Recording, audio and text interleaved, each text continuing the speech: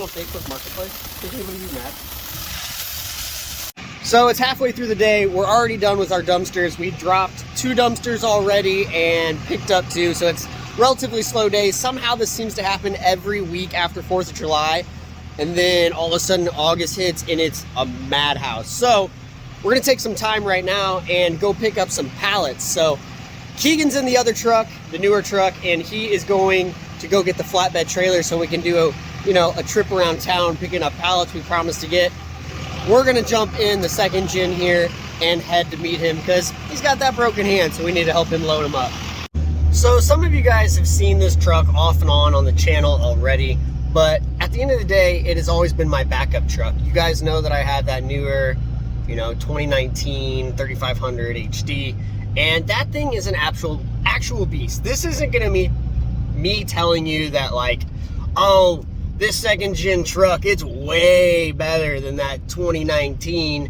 The benefits of this second gen truck though are A, it just looks sweet. B, parts are cheap. So that is the kind of nice thing. If the, newer 2019 truck of mine goes down or something was to break, which it hasn't yet, knock on wood, I have this truck where if something breaks, I can pull into O'Reilly's and likely fix it. And I do like that factor. It's also part of the reason that I've built my entire business around using pickup trucks rather than, getting roll-off trucks or stuff that, require a pretty well knowledgeable diesel mechanic to take care of. But to my biggest complaint, the second gen is a dinosaur. That's all there is to it. And to this day, mine's still stock. Look, I don't even have gauge pods.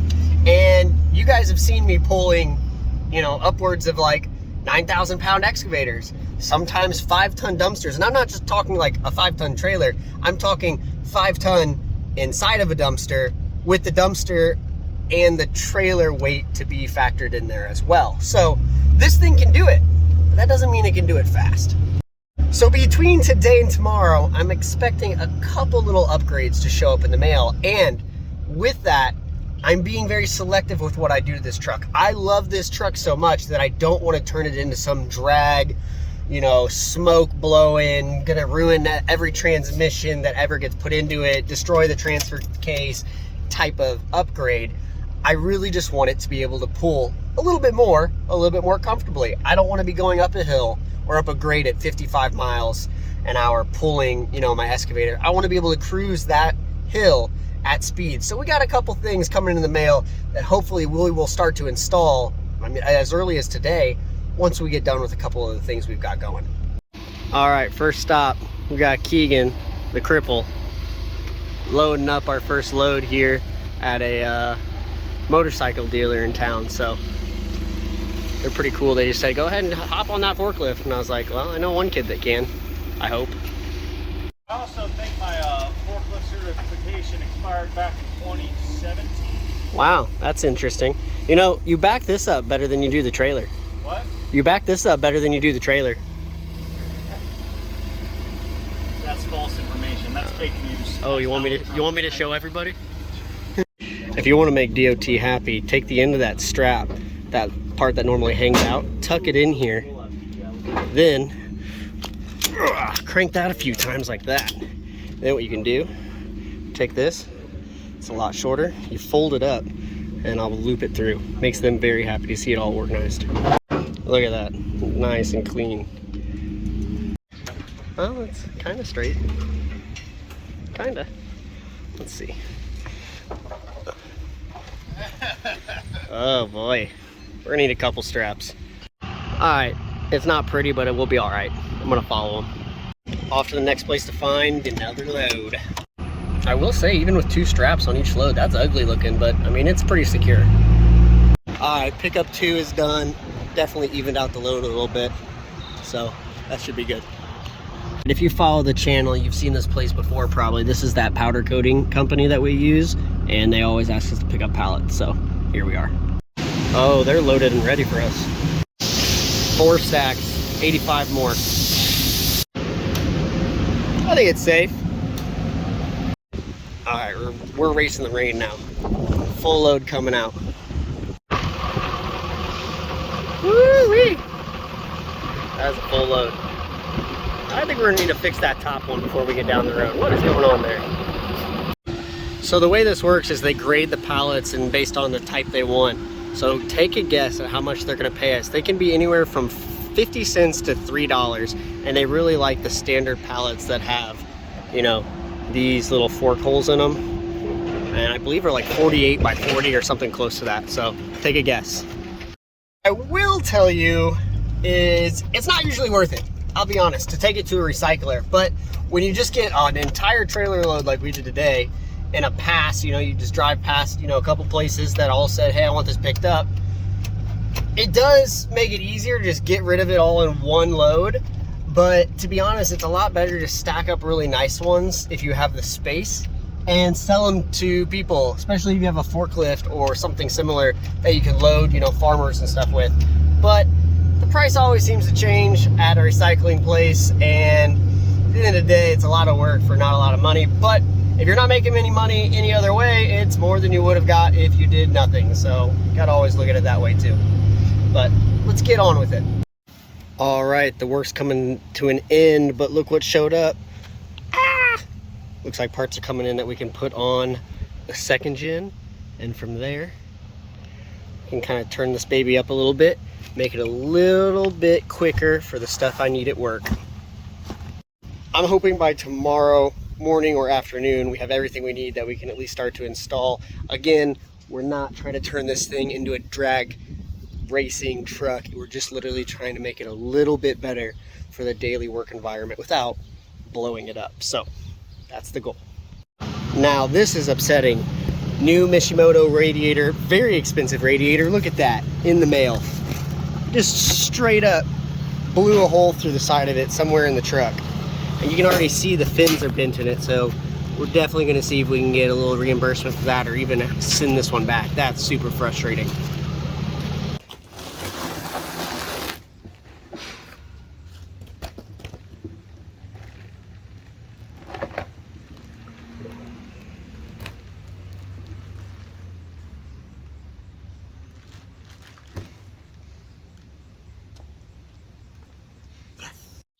We really need one of those fancy tools you see on TikTok that, you know, straighten out your fins, because that looks rough. And that's not the radiator, obviously.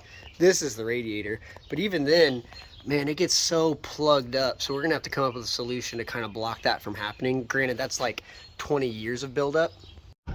Another reason I like this truck and I continue to use it and go back to it is because I don't need a CDL. Believe it or not, that 3500 you saw requires a CDL with the 14-yard dumpster, or we, you know, toss it on the flatbed. It uses a 14,000-pound axle on the trailers, and then of course the truck is also a 14,000-pound axle. And contrary to belief, it's not based on how much weight you're hauling, it's how much weight you're capable of hauling. So some of you guys are gonna watch this video and go, oh, I need a CDL for my truck, because those combined weights equal a GVWC of, or GDWRC, I believe, of 28,000 pounds, which to have a CDL, or, you know, you require a CDL at 26,000 pounds. So the cool thing is, when I combine the weight of this truck and, you know, one of my trailers, it's only like 22,000 pounds. So it allows me to, you know, ask my brother or my dad or, you know, a friend of mine or another employee that doesn't have a CDL, hey, can you jump in this truck and go do this for me? You know, I'll pay you for your time, without having to worry about, oh my gosh, if they get pulled over by, you know, a state trooper, I'm screwed. But when you're hauling a mini excavator and a skid steer or a 5-ton dumpster, things get hot. That's exactly why we got that radiator, because things were getting a little too hot and you can't really trust the gauges that well on the dashboard. So that's why we bought, you know, those glow shift, you know, pod gauges, which a lot of guys don't like them. I've had them in 2 other vehicles. They did just fine. But that's exactly why we got them, so we can monitor that happening. So we're out here at the shop, and honestly, if you're new to the channel and this is the first video you're seeing, you have no idea what we're really even using this truck for. But on a weekly basis, I am pulling this with a couple attachments, or I'm pulling this by itself, or, you know, we're loading up a 20-yard dumpster, you know, full of construction material, and that is being pulled with the second gen along with our newer truck. So I just need the second gen to, you know, just be a little bit more convenient. And earlier you saw the flatbed that we had hooked up to the newer truck, but this is an example of one of the dumpster trailers that we have. This dumpster trailer right here, basically you have the rails in here and a winch system that pulls the dumpster up on here. So this hooks up to the gooseneck of the truck and, you know, works every day.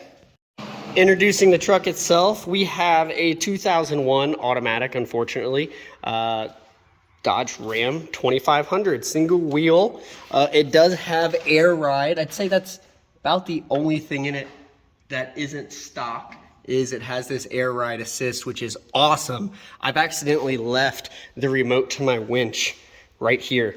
Drove 20 miles, got out of the truck, walked to the back, and it was still sitting here. So that thing is an incredible upgrade to the truck. Outside of that, I guess you could say we have LED lights, and oh, under the hood, we do have a cold air intake.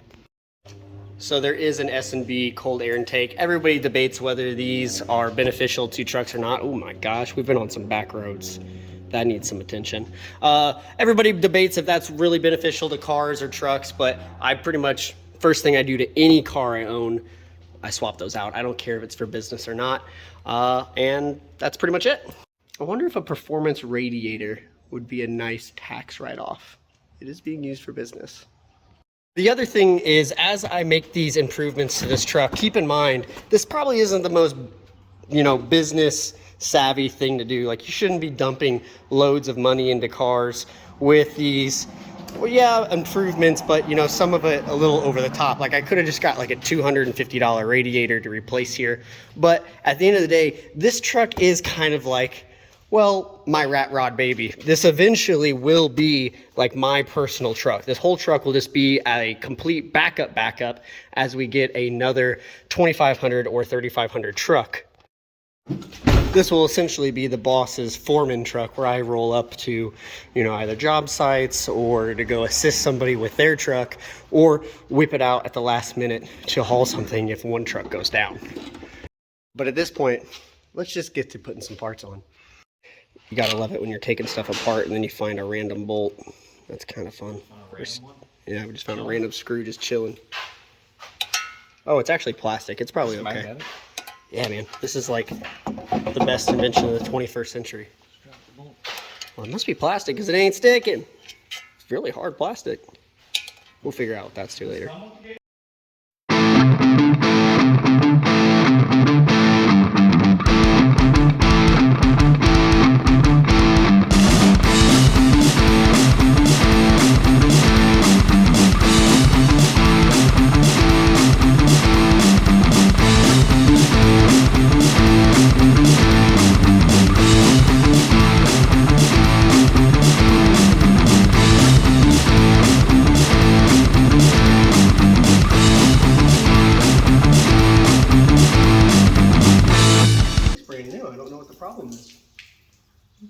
It's leaking a little bit, but I mean, it's just a little dirty. Can you see me through the other side? Let's get the new one in. Gravel? Do you guys sell it on Facebook Marketplace? Does anybody be mad? I think it's savable. You can keep it as a backup. Look at that thing. Although I am still so mad about that. Look at that. Man. Eek. I'm sure it'll affect the performance by at least 50 horsepower. I don't care. It's going to be better than what we had there. I don't know. The bug's plugged up pretty bad. Let's get this on.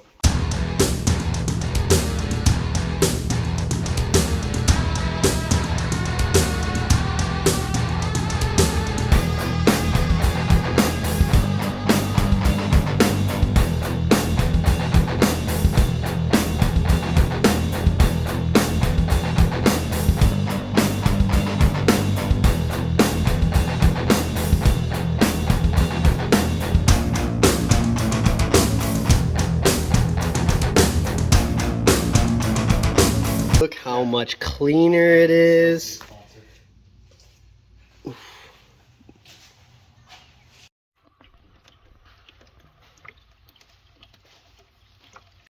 So after 30 minutes, that's holding dead center. I probably need to top off the coolant a little bit too, as it kind of cycles through, but normally driving even without the trailer, that's like a 1/4 inch over to 1/2 inch over that, you know, notched where it's kind of supposed to be fixated at. Right now I'm looking at it again, it's dropping below. So it's definitely cooling the way I want. And then when I have it hooked up to a trailer, it's on that like last white line. Not the way it's supposed to be. So, of course, also, take a look at this. I stopped hooking up my pods because, well, I bought the wrong ones.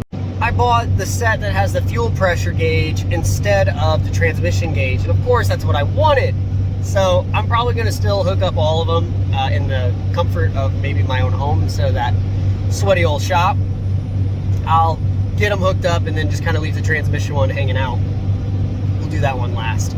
But we can at least get the boost gauge and the EGT gauge in, which the EGTs are probably the most important of all of them. So we'll at least get it up today.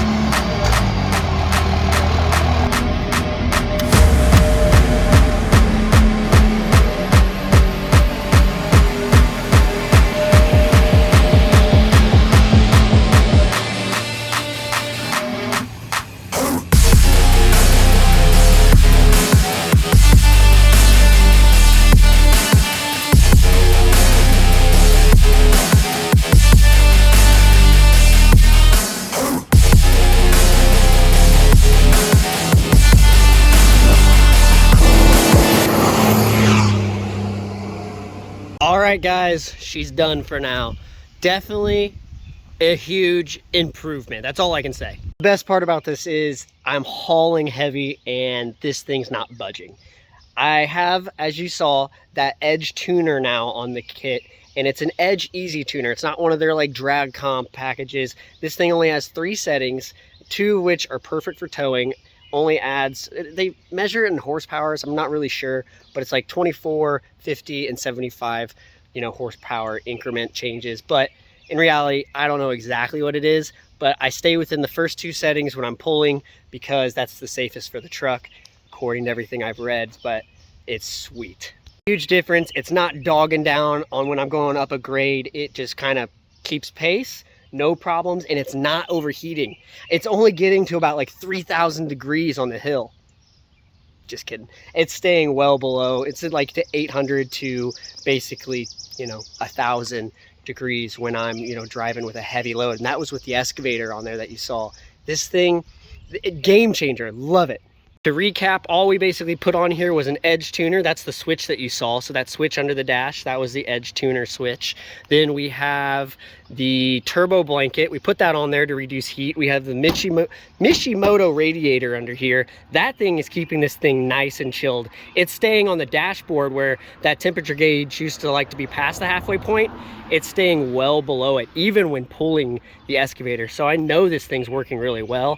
Outside of that, I mean, we have the gauge pod, so now I can actually manage my temperatures. Definitely need to get that third one up here. I just put in the fuel pressure one, but I'm actually going to replace that with the transmission temp because I think that's more important in my case. But the only 2 things left to really put on here is we're going to put a fuel pump, either the Raptor or the Air Dog. You guys go in the comments and tell me which one you like, or if you think that I should go with something else. For the transmission temp and the Air Dog or, you know, Raptor system, I'm pretty much done with this truck in terms of things that I will invest in it for the business. And I've been saying it for the longest time, this thing needs stickered up because I'm going to start using it more regularly and use it for the business all the time now that I feel like it's more comfortable to use. That we have the 2019 here. This thing is a beast. This thing would just outdo basically that truck in every way. It can pull so much more. So there's no comparison here. Nothing at all. But this setup right here with this trailer, that truck, CDL. This trailer or truck, this trailer has same amount of axle and everything, still requires no CDL because the axles back there are light, or 14,000. The axles on that trailer are 14,000, but the axles on here are, I think, 8 or 10. So does not require a CDL. That's why I love this truck. So I started my business with a 7.3 Ford, and this kind of brings me back to the humbling roots of that because I ran the business for over a year with a 7.3, and then finally I was like, you know what, I want to haul a little bit more. I want it to just be more reliable. I did have a lot of problems with the 7.3. I have not had any problems with this. It's never put me on the side of the road. It's never, you know, no hiccups in the transmission. So I always say that's stock, but honestly the person before me might have done something there. But I've never had any problems with this while I was under my 7.3 all the time. Even though that thing could pull anything as well, it just, it was always something. Camshaft position sensor, stuff with the transmission, fuel bowl. I was always doing something to that truck. That truck here though, nothing. So that's why I love this truck so much. It added so much value to my business because I could start running 2 trucks at a very low cost. I spent like 12 grand on this truck, which was a lot at the time. Now they've gone up in so much value. I probably made money on the truck. But the crazy thing is, it's probably brought over $50,000 worth of value to my business just this year. So the return, well worth it. And that is why it's probably my favorite truck. The ROI on this truck versus that truck has been incredibly high. I mean, that's all there is to it. And that's just this year. Over time, we'll see what happens, but I'm so happy with it. And the cool thing is, Keegan, my driver, has a CDL, so he can drive this truck. And this truck probably isn't as, we'll just say, safe in terms of like, you know, you got to give yourself more braking. You got to give yourself, you know, a little bit more lead time when you're coming up to a hill. This truck, he doesn't even have to think when he drives. He just drives it, just like a car. So that's why I primarily drive this truck rather than what you kind of see in construction sites or, you know, other companies, you know, the boss drives the nice truck. Well, technically not the case. So don't forget, you work for your employees too. You need to make their life just as easy as yours sometime. Hope you guys enjoyed the content. I think we just need to do something crazy. I think we need to go buy like a, I don't know, 5-ton military truck with a Cummins multi-fuel engine and then set up a rig on the back of it to haul these Max XD dumpsters. I just thought of that right now. Haven't been thinking about it at all. See you guys next time. I hope you guys decide to like, subscribe, follow the channel because we're just going to keep going.